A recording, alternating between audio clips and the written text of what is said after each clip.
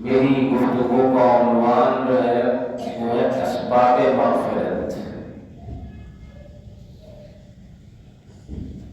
کہ جن اسباب کی وجہ سے انسان کو اللہ رب العزت بخشتے ہیں وہ کون کون سے ہیں، جن اسباب کو اختیار کرنے سے انسان کے نامہ اعمال سے گناہ مٹ جاتے ہیں، نیکیاں لکھی جاتی ہیں۔ ان اسباب کا ہم آپس میں مذاکرہ کریں گے تاکہ دین کی وہ بات جو اللہ رب العزت مجھے اور آپ کو کہنے سننے کی توفیق عطا فرمائیں، پھر اس پر اللہ جل شانہ ہمیں عمل کی توفیق سے بھی مالا مال فرمائے۔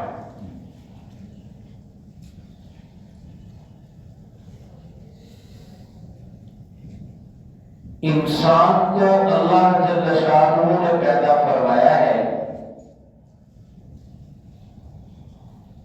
اور اس انسان کی تخلیق کے جو اجزاء ہیں،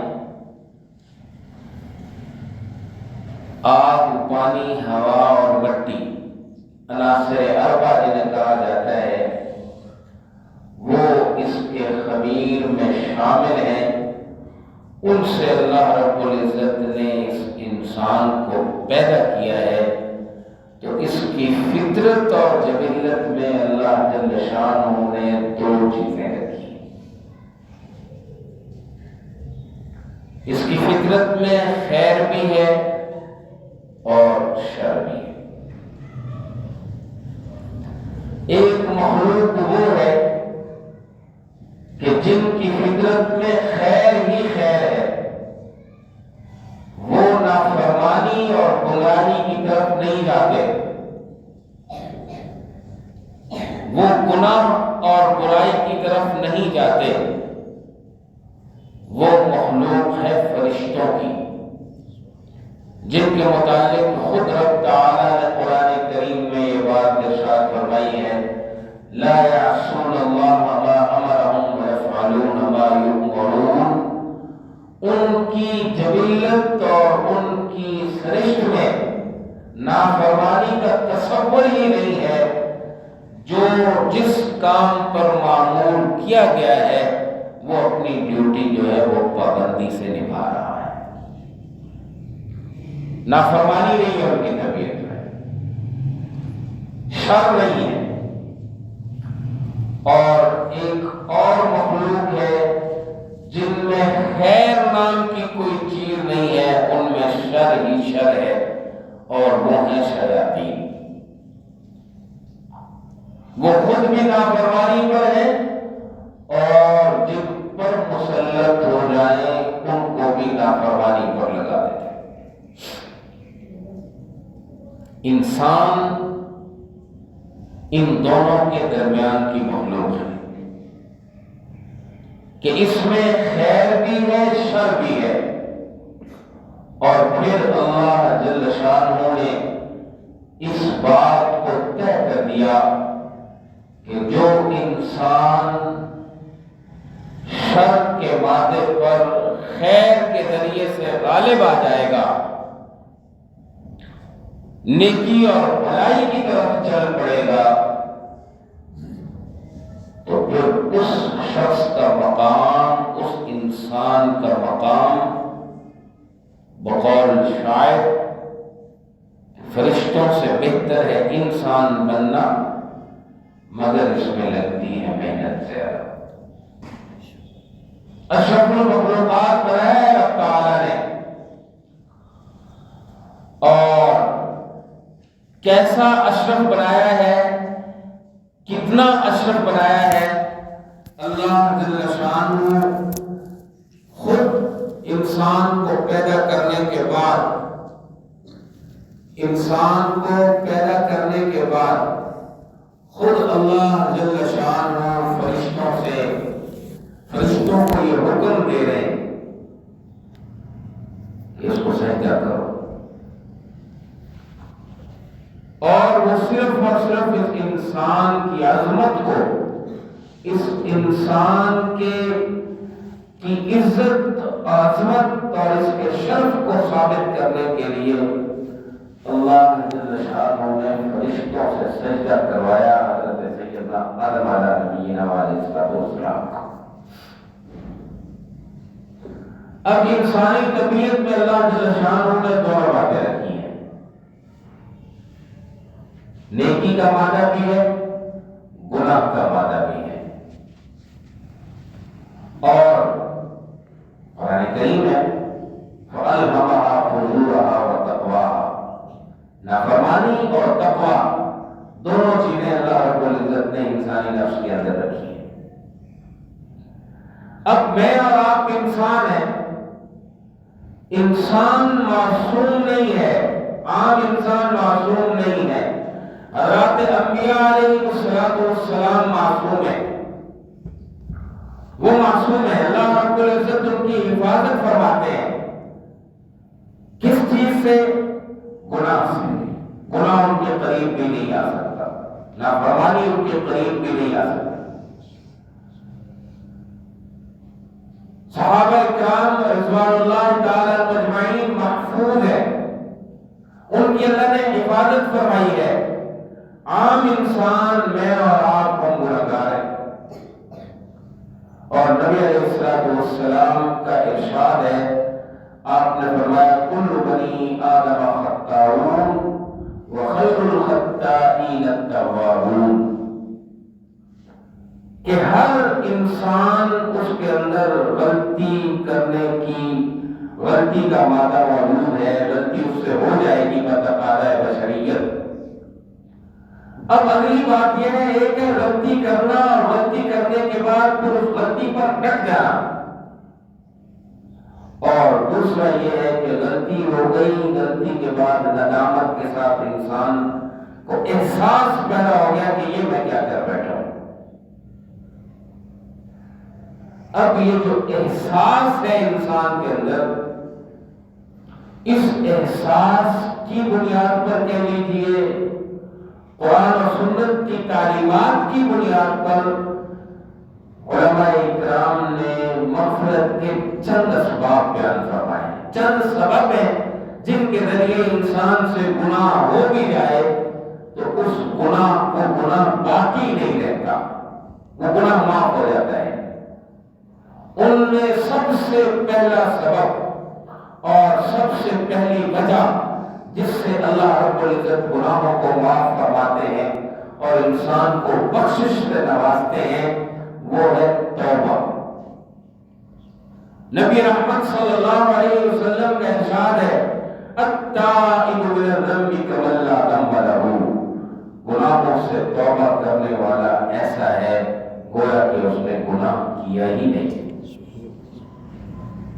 گناہوں سے توبہ کرنے والا ایسا ہے کہ گویا اس نے گناہ کیا ہی نہیں۔ اور ایک حدیث پاک میں آتا ہے کہ اللہ جل شانہ صرف گناہ معاف نہیں فرماتے، جس جگہ پر اس نے وہ گناہ کیا ہے، جن لوگوں کے سامنے گناہ کیا ہے، جو اس کے گناہ کے گواہ ہو سکتے ہیں، اللہ رب العزت ان کو بھی بلا دیتے ہیں۔ اور جب انسان صدق دل سے ندامت کر لے، خالصتاً اللہ رب العزت کو راضی کرنے کے لیے صدق دل کے ساتھ جب انسان ندامت کر لے تو اس ندامت پر اللہ جل شانہ اسے اعزاز عطا فرماتے ہیں۔ اور یہ حدیث پاک کا مفہوم ہے کہ اللہ جل شانہ پھر اس کے گناہوں کو ان کے متبدل فرماتے ہیں۔ تب بدلت سیئاتکم حسنات۔ توبہ کے لیے، توبہ کسے کہتے ہیں؟ توبہ کے لیے شرط ہے کہ انسان اس بات کا عزم کرے آئندہ یہ گناہ نہیں کروں گا، اور جب انسان آئندہ کے لیے عزم کر لیتا ہے تو پھر رحمت خدا بندی انسان کی بخشش میں دیر نہیں لگا، اس لیے کہ حدیث پاک کا مفہوم ہے، اللہ رب العزت فرماتے ہیں میری رحمت میرے غضب پر غالب آ جاتی ہے، میری رحمت میرے غضب پر غالب آ جاتی ہے۔ اور کیسے غالب آتی ہے؟ وہ بنی اسرائیل کا مشہور واقعہ ہے کہ ایک شخص تھا، کفل اس کا نام تھا، اور اس شخص کو اللہ رب العزت نے دنیاوی مال و دولت سے نوازا ہوا تھا، کوئی گناہ اور کوئی نافرمانی ایسی نہیں تھی جو اس نے نہ کی ہو۔ ایک دن ایک خاتون اس کے پاس آئی اپنی ضرورت کے لیے، یہ مسلم شریف کی روایت ہے، نبی علیہ السلام نے باقاعدہ صحابہ اکرام رضوان اللہ تعالی مجمعین کو اس کا یہ واقعہ سنایا کہ خاتون اس کے پاس آئی اور اس کے آ کے کہا کہ مجھے پیسے چاہیے، 60 دینار کی مجھے ضرورت ہے، اور دینار سونے کا ہوتا ہے۔ اس نے کہا کہ میں تمہاری ضرورت پوری کر دیتا ہوں، لیکن تمہیں پتہ ہے کہ میں کیا چاہتا ہوں۔ بعض علماء نے لکھا ہے کہ یہ اس کی چچا زاد بہن تھی اور یہ اس سے ملاقات چاہتا تھا، اس کے دل میں خواہش تھی، وہ مجبور ہو کر اس کے پاس چل کے آ گئی۔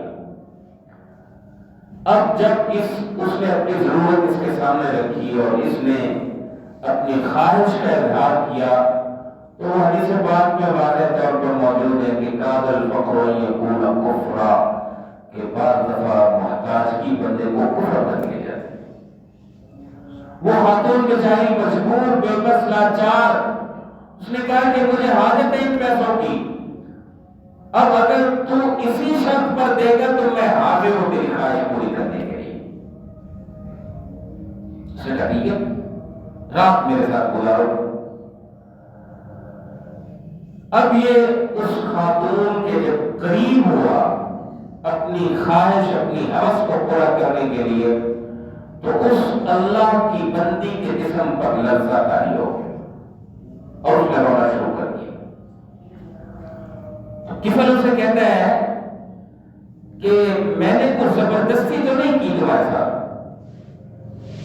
نہ میں زبردستی کر رہا ہوں، تم اپنی رضا اور اپنی منشا اور مرضی سے اس بات کے لیے تیار ہوئی ہو۔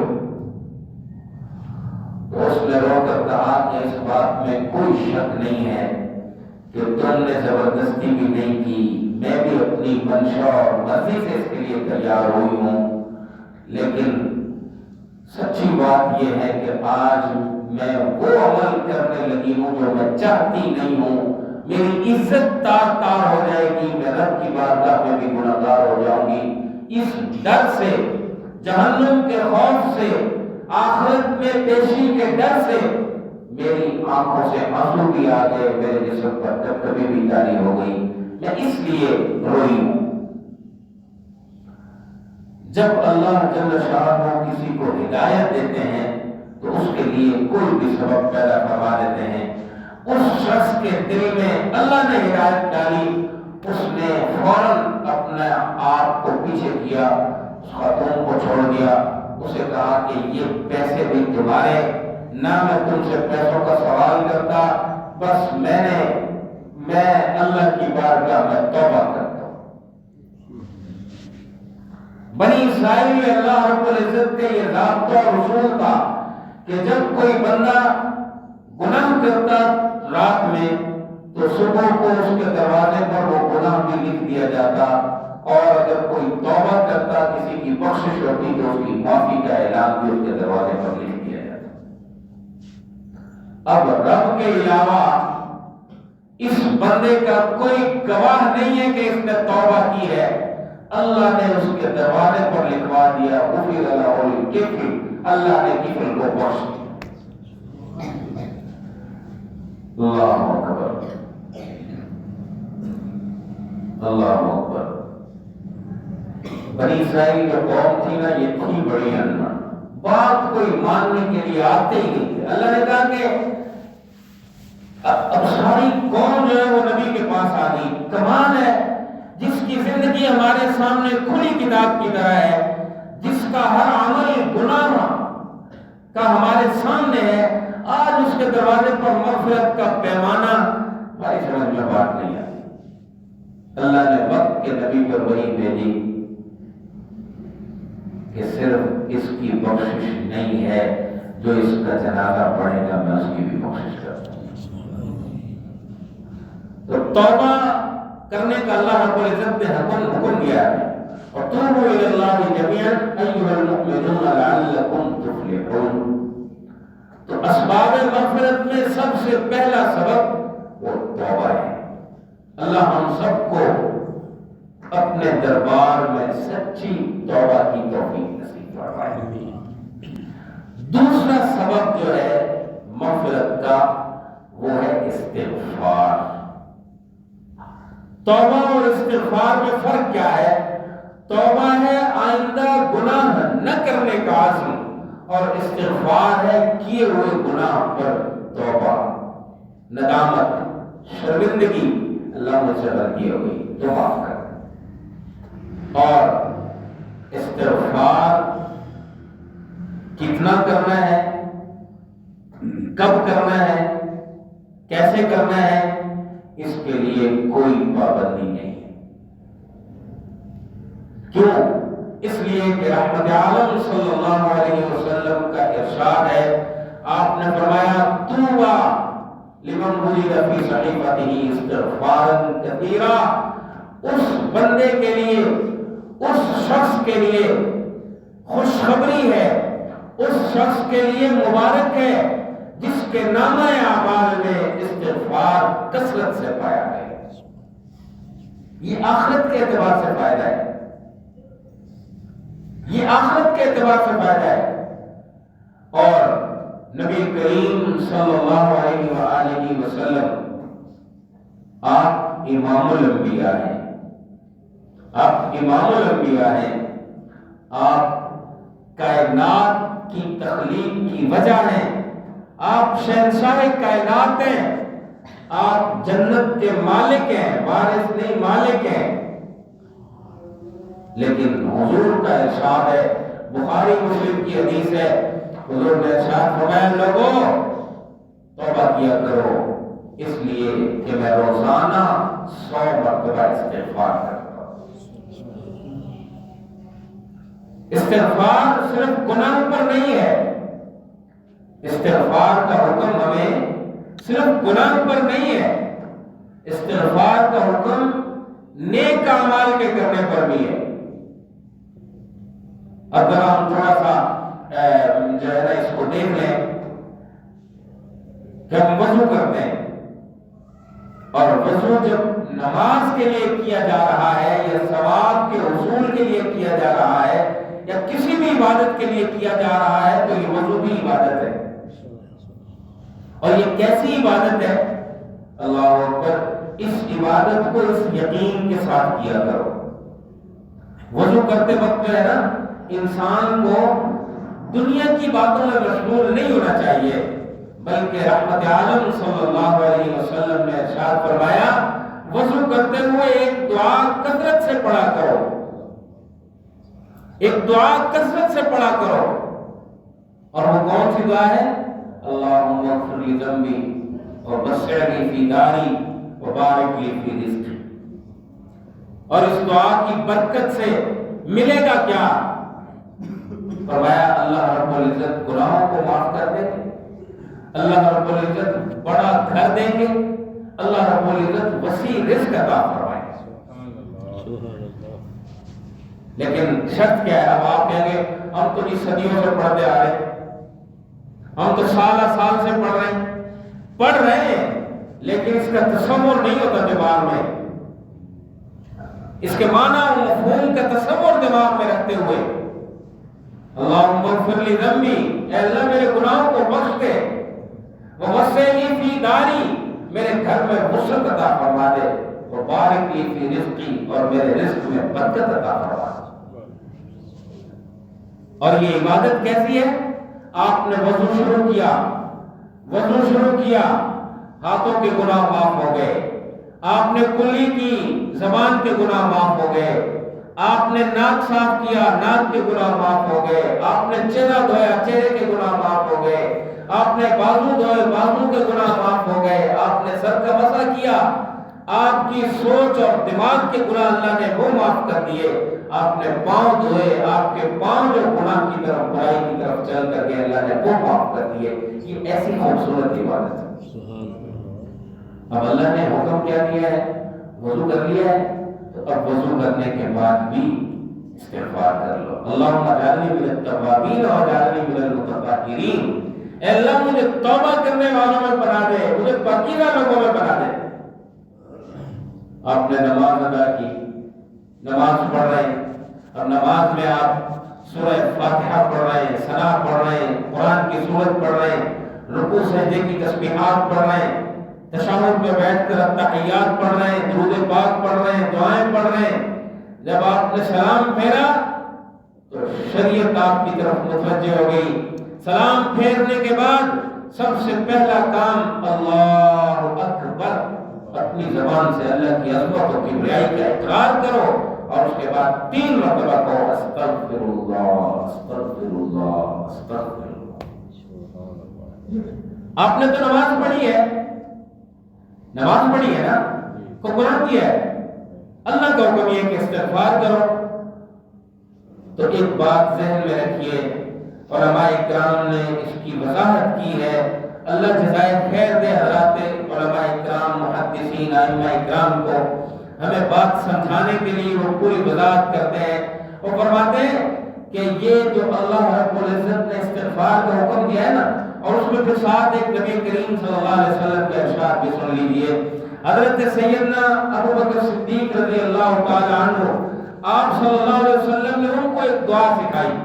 آپ نے فرمایا ابو بکر، جب تم نماز پڑھو اور نماز کے آخر میں جب ساری دعائیں پڑھ لو، تشہد میں جب ساری دعائیں پڑھ لو، رب اجعلنی بھی پڑھ لو، تو پھر یہ دعا پڑھا کرو، اللہم انی ظلمت نفسی ظلما کثیرا ولا یغفر الذنوب الا انت فاغفر لی مغفرۃ وارحمنی انک انت الغفور الرحیم۔ سوال پیدا ہوتا ہے، بڑی نماز ہے اور دعا کا مفہوم یہ اللہ میں نے اپنے نفس پر بڑا ظلم کیا ہے، اے اللہ مجھے معاف کر دے، میرے گناہ کو بخش دے۔ نبی علیہ الصلوۃ والسلام نے فرمایا ابو بکر، جب تم یہ دعا پڑھو گے، اللہ رب العزت اس دعا کی برکت سے تمہاری نماز میں کوئی کمی کوتاہی رہ گئی ہوگی، اللہ اپنے فضل سے اسے معاف فرما دے، اور اس کمی کوتاہی کو پورا کر کے اللہ کامل طور پر اپنی بارگاہ میں تمہاری نماز کو قبول فرما دے۔ تو استغفار کا حکم، نماز پڑھی ہے استغفار کرو۔ ایک اور صفت اللہ رب العزت نے ایمان والوں کی بیان فرمائی ہے، اور وہ کیا ہے؟ تتجافا جنوبهم عن المضاجع، کہ انتہا درجے کی نیکی اور دینداری انسان کی کیا ہے؟ انتہا درجے کی دینداری انسان کی یہ ہے کہ اسے تہجد کے وقت اٹھنے کی توفیق ہو جائے، تہجد کی توفیق ہو جائے۔ وَقَلِيلٌ مِّنَ اللَّيْلِ مَا يَهْجَعُونَ وَبِالْأَسْحَارِ هُمْ يَسْتَغْفِرُونَ۔ تہجد کی نماز پڑھی ہے، اللہ فرماتے ہیں میرے بندو مجھے تہجد کے وقت کا استغفار بہت پسند ہے۔ صبح کے وقت جو لوگ استغفار کرتے ہیں وہ اللہ کو بڑا پسند ہے۔ آپ نے روزہ رکھا ہے، افطار کر لیا، افطاری کے بعد پھر اس بات کا حکم ہے استغفار کرو۔ مال خرچ کیا ہے راہ خدا میں، استغفار کرو۔ حج کیا ہے، حج میں آپ نے اپنی جان بھی لگائی، مال بھی لگایا، وقت بھی لگایا، آپ نے سفر کی مشقت بھی برداشت کی، حج کے اعمال مکمل کیے۔ اب اللہ فرماتے ہیں حج کے اعمال جب تمہارے مکمل ہو گئے تو اب استغفار کر لو۔ اب یہ ساری باتیں تھی عبادات پر۔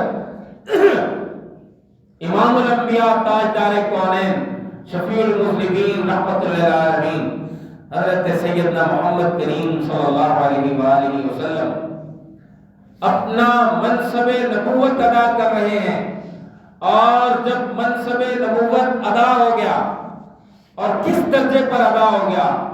اس درجے پر ادا ہو گیا کہ آپ نے حضرات صحابہ اکرام رضوان اللہ تعالی اجمعین سے پوچھا، حجۃ الوداع کے موقع پر آپ نے صحابہ اکرام سے پوچھا کہ اے میرے صحابہ بتاؤ، جو میری ذمہ داری تھی، جو میرا کام تھا، کیا میں نے وہ پورا ادا کر دیا؟ صحابہ اکرام رضوان اللہ تعالی اجمعین سارے بیک وقت اس بات کی گواہی دے رہے ہیں کہ آپ نے پہنچایا ہی نہیں ہے، پہنچانے کا حق ادا کر دیا ہے۔ اللہ رب العزت اس کے بعد حکم دے رہے ہیں، فرض منصبی پورا کر چکے ہو، اذا جاء نصر اللہ والفتح ورأيت الناس يدخلون في دين الله افواجا فسبح بحمد ربك واستغفره انه كان توابا۔ فرض منصبی پورا ہو گیا، استغفار کرو۔ اللہ اپنے نبی کو حکم دے رہے ہیں۔ تو میرے محترم دوستو، اسباب مغفرت میں دوسرا بڑا سبب انسان کے گناہوں کے مٹنے کا اور انسان کے گناہوں کے ختم ہونے کا وہ استغفار ہے۔ اور تیسرے نمبر پر جو گناہوں کے مٹنے کا سبب ہے وہ نیک اعمال ہیں۔ قرآن کریم میں اللہ جل شانہ نے یہ بات ارشاد فرمائی ہے، ان الحسنات یذہبن السیئات، بے شک نیکیاں جب آتی ہیں تو اس سے گناہ ختم ہو جاتے ہیں۔ اور حدیث پاک کا واضح مفہوم ہے، رحمت عالم صلی اللہ علیہ وسلم نے ارشاد فرمایا، جب انسان صدق دل سے توبہ کرتا ہے، صدق دل سے استغفار کرتا ہے، تو اللہ رب العزت صرف گناہوں کو معاف نہیں کرتے، اللہ ان گناہوں کو نیکیوں میں تبدیل فرما دیتے ہیں۔ جتنے گناہ تھے اللہ اپنی نیکیاں اس کے اعمال نامے میں لکھ دیتے۔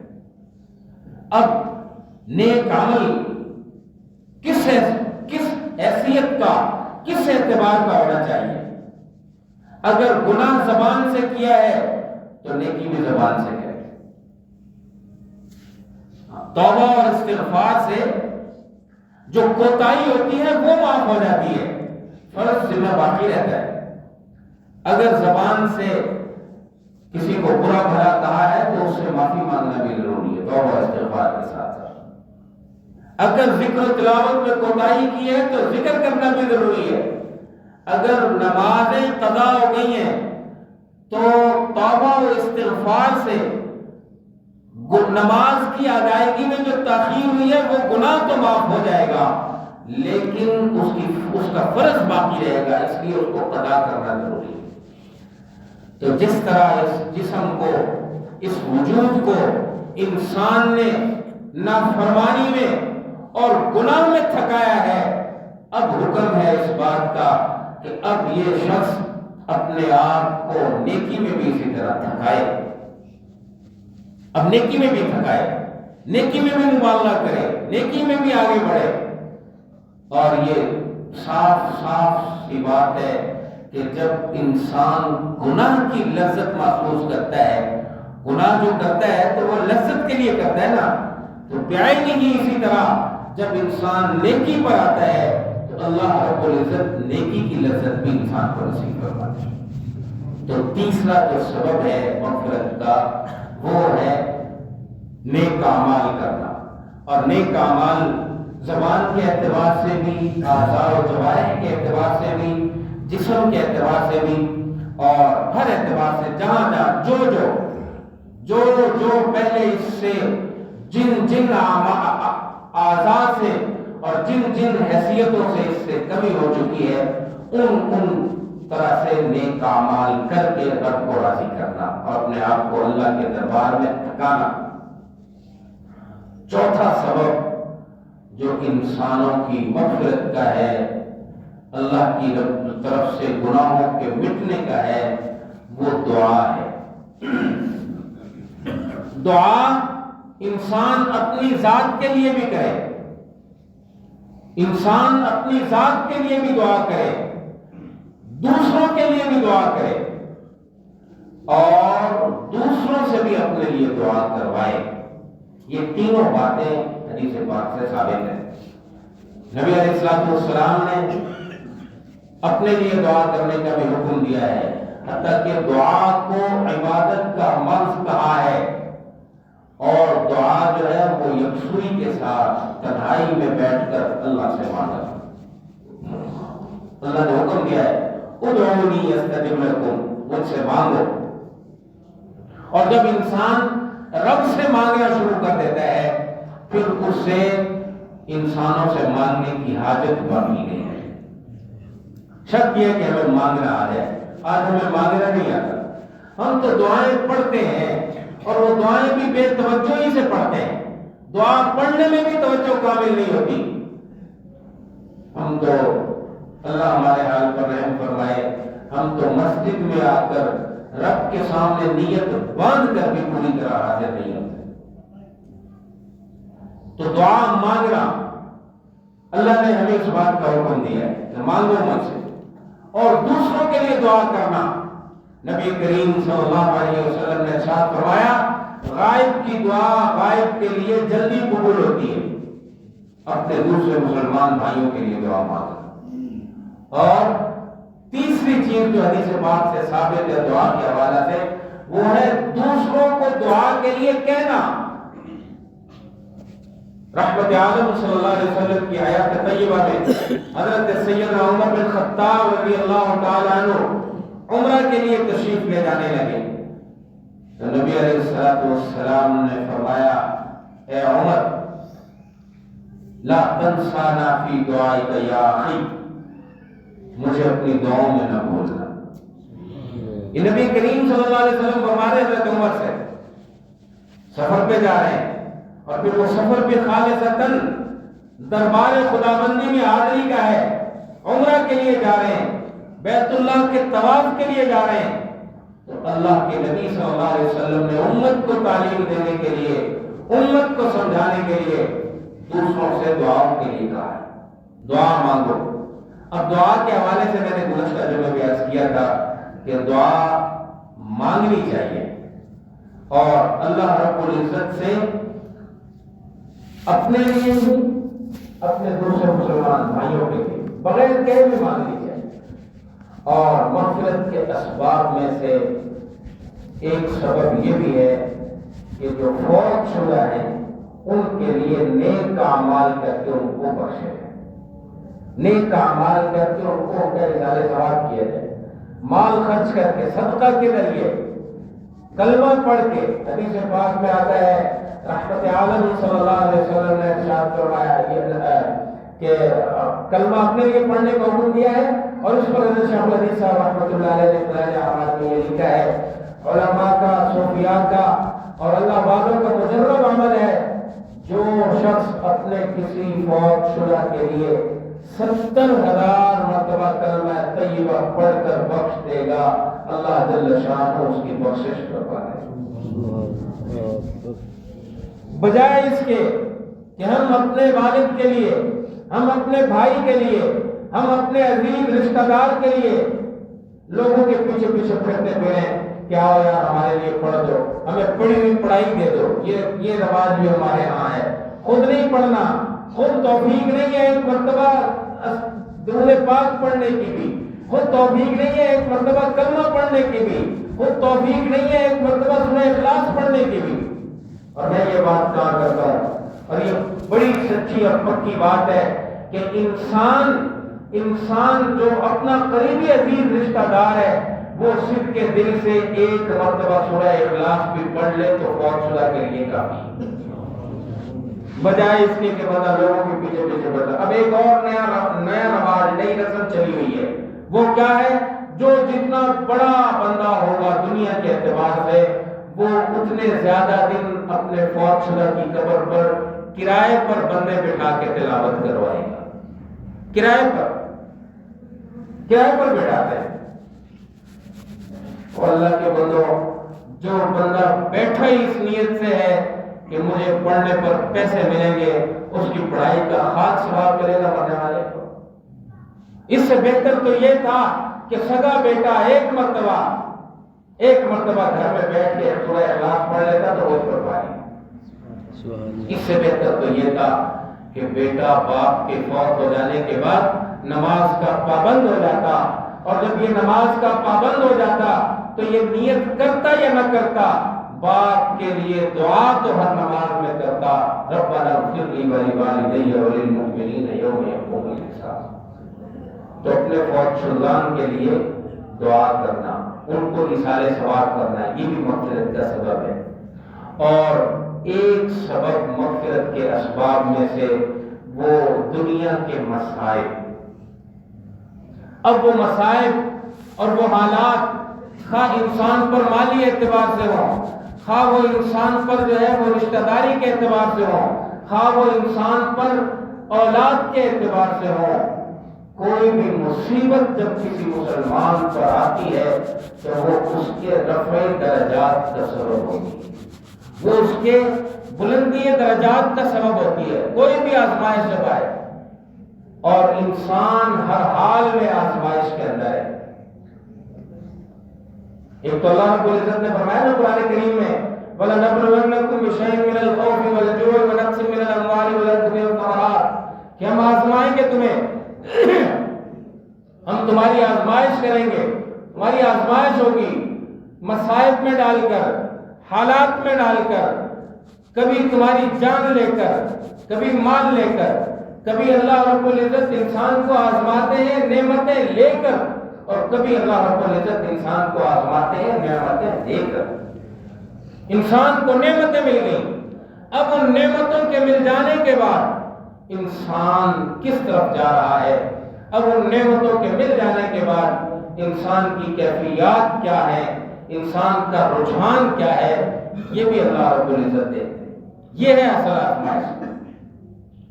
اور پھر دنیاوی مصائب اور حالات اور مشکلات سے کون بچا ہوا ہے؟ کون یہ کہتا ہے کہ مجھ پر کوئی آزمائش نہیں ہے، میں کسی آزمائش میں نہیں ہوں؟ اب یہ فیصلہ پھر کیسے ہوگا، اس بات کا فیصلہ کیسے ہوگا، یہ کیسے پتا چلے گا کہ یہ جو مصیبت مجھ پر آئی ہے، یہ جو حالات مجھ پر آئے ہیں، یہ حالات میرے رفع درجات کا سبب ہے یا میری بربادی کا سبب ہے؟ یہ پتہ اس وقت چلے گا اگر انسان حالات کے اندر آ کر، حالات کے بھمر میں آ کے، حالات کی چکی میں پس کر اگر اللہ کی ذات سے دور ہو رہا ہے، اللہ کی ذات سے غافل ہو رہا ہے، آزمائش کم تھی، یہ اللہ کی طرف متوجہ تھا، اللہ کے گھر میں آنے والا تھا، نماز پڑھنے والا تھا، کلمہ پڑھنے والا تھا، توبہ کرنے والا تھا، استغفار کرنے والا تھا، اللہ سے مانگنے والا تھا، اور حالات آنے کے بعد آہستہ آہستہ اس کے نیک اعمال چھوٹ رہے ہیں، تو یہ آزمائش اس کے لیے بربادی کا سبب ہوگی، یہ آزمائش اس کے رفع درجات کا سبب نہیں۔ اور جب آزمائش آئے انسان پر، آزمائش آئی، حالات آئے، لیکن ان حالات کے آنے میں، ان آزمائش کے آنے میں انسان کی توجہ رب کی ذات سے نہ ہٹی، انسان کا تعلق رب سے نہ ٹوٹا۔ پہلے اگر نماز میں سستی تھی تو اب پابندی ہو گئی، پہلے تلاوت میں کمی تھی تو اب تلاوت پوری ہو گئی، پہلے ذکر کرنے میں کمی تھی تو وہ پوری ہو گئی، پہلے توبہ و استغفار میں کوتاہی تھی تو اب توبہ و استغفار میں پکا ہو گیا، اعمال میں آگے بڑھنے لگ گیا۔ مصیبت آئی، مشکل آئی، حالات آئے، لیکن ان حالات کی وجہ سے یہ انسان اللہ کے قریب ہو گیا، اللہ کے گھر کے قریب ہو گیا، اللہ کی ذات کے ساتھ جڑ گیا، قرآن کے ساتھ جڑ گیا، حضور کی اتباع میں چلا گیا، تو اب یہ مصیبت اور یہ آزمائش انسان کے رفع درجات کا سبب ہے۔